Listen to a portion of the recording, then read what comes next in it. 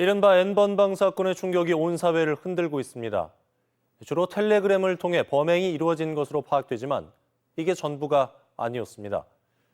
다른 채팅 메신저나 SNS에서도 피해가 있었던 것으로 속속 드러나고 있는데 강원도에서도 가해자들이 잇따라 수사망에 걸려들고 있습니다. 심지어 중학생 피의자까지 나왔습니다. 최경식 기자입니다. 강원도에 사는 중학생 A군은 최근 카카오톡 오픈 채팅방에서 초등학생 B양을 알게 됐습니다. 단체 대화방에서 친해진 뒤 1대1 채팅을 통해 B양의 신상 정보를 캐냈습니다. 이를 빌미로 B양을 협박하고 강요해 두 차례에 걸쳐 알몸 사진을 받아냈습니다. B양이 부모에게 바로 피해 사실을 알리고 경찰에 신고해 2차 유출로 이어지는 피해는 막을 수 있었습니다. 하지만 경찰은 범죄의 심각성이 있다고 보고 A군을 강제추행 혐의로 구속해 검찰에 넘겼습니다. 지난 20일에는 SNS를 통해 접근해 여중생 2명의 성착취 영상물 182개를 제작한 20대 남성이 구속됐습니다.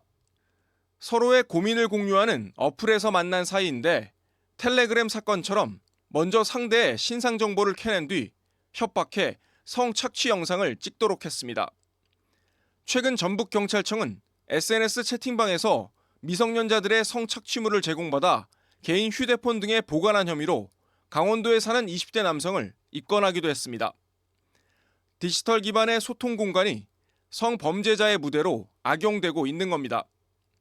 약점을 잡히고 난 다음에 신상이 이제 알려지게 되고, 그래서 그걸 가지고 또 신체 일부 같은 거를 또 보여주기도 하고, 피해자들이 그런 약점을 잡히지 않도록 노력하는 지혜가 필요하지요. 경찰은 연말까지 SNS를 비롯해 다크웹, 음란 사이트, 웹하드 등 4대 유통망에서의 성착취물 유통을 집중 단속해 가해자와 가담자를 엄정 처벌할 계획입니다. 지원뉴스 최경식입니다.